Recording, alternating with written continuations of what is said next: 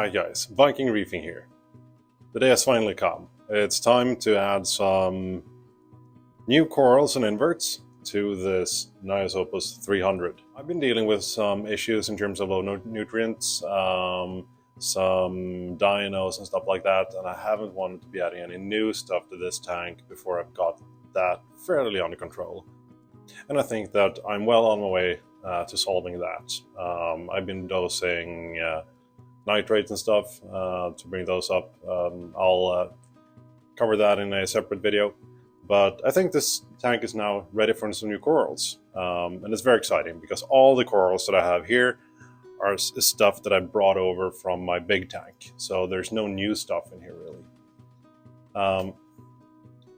And the corals that we are going to be placing in here today comes from a vendor that I've used in the past called Acans.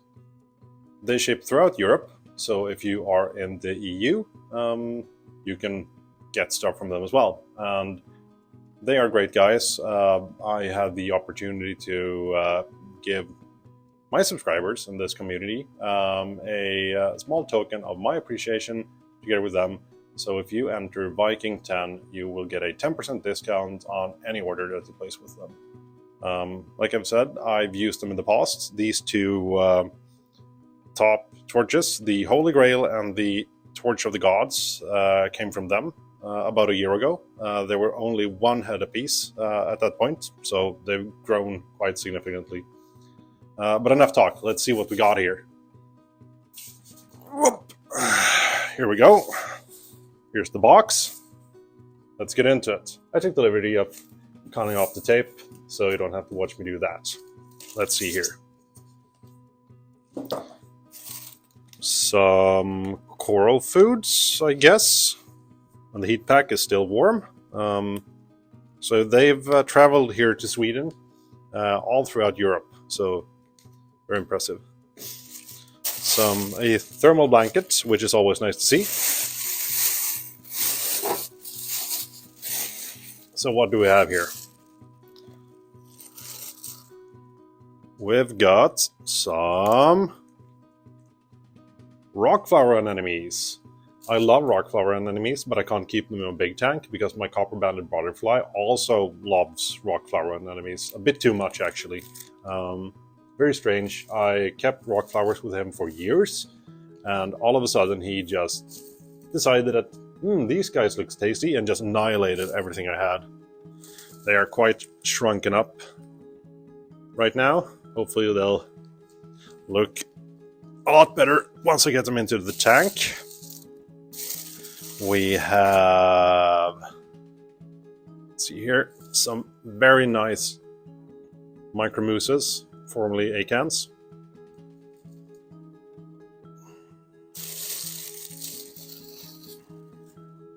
Oh, and I actually have a couple of corals here for a friend as well. He jumped on the bandwagon when I was placing an order. He wanted to do some stuff as well. So he has two milliporus, maricultured. I believe this is a yellow one. And I guess this is the other one. Exactly, and I believe this is like a sunset millie or something like that. They all look good, by the way. But this is the most exciting piece that I've got. This is let's see here, an awesome trachyphyllia. This is the first time I've ever kept a trachy. Funny thing is that when I started in reefing about, I think it's almost 25 years ago or something like that, I started with like Signalarias, Senia and stuff like that, and then I just jumped straight into acros because acros were more prevalent than LPS at that point. And I basically never kept any LPS, except for like torches and stuff and ganies. But apart from that, I basically never had any experience with LPS, so this will be very interesting. And that's a big part of why I started this tank as well. As you might know, I subscribe to the theory of the late great Jake Adams that corals, they don't need to be acclimatized. So I will just float them a bit to temperature, regulate them, and then I'll dip them and straight into the tank they go. I will, however, acclimatize the rock flowers because, well, they're a bit more fleshy, so might as well do that. So I'll see you in a bit. Alright, the corals are now acclimatized to the temperature of my system. I hardly think that's needed. The only time it's probably necessary-ish if there's a vast difference in terms of the temperature of the water in the bags and your system. For example, let's say that you've had some huge shipping delay and the water of the bags is like 15 Celsius or something, which has happened to me in the past, by the way.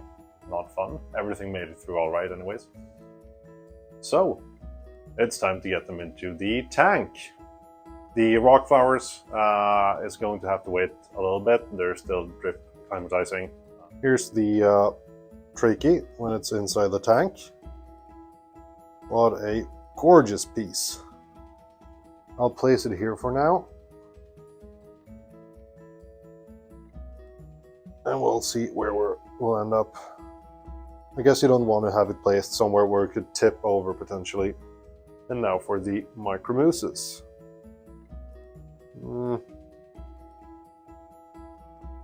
I will probably be gluing these things down on like one of these frag plugs that are removable. Maybe I'll put them here. We'll see.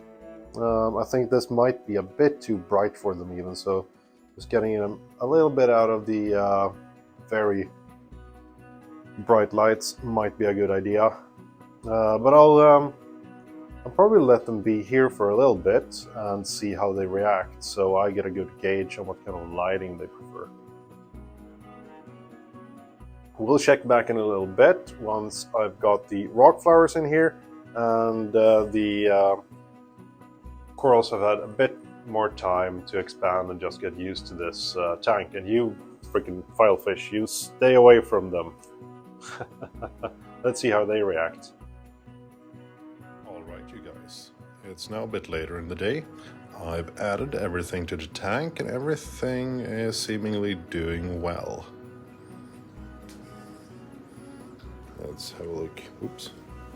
Here first, here's the trachea and the Acans.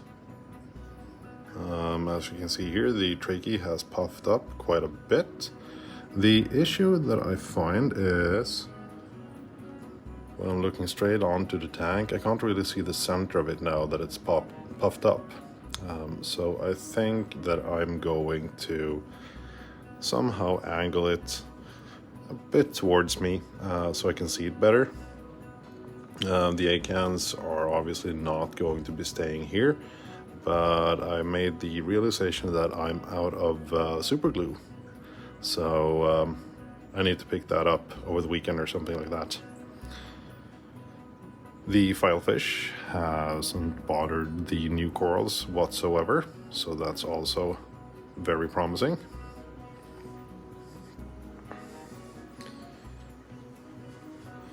Here you can kind of see the rock flower anemones. Here's one.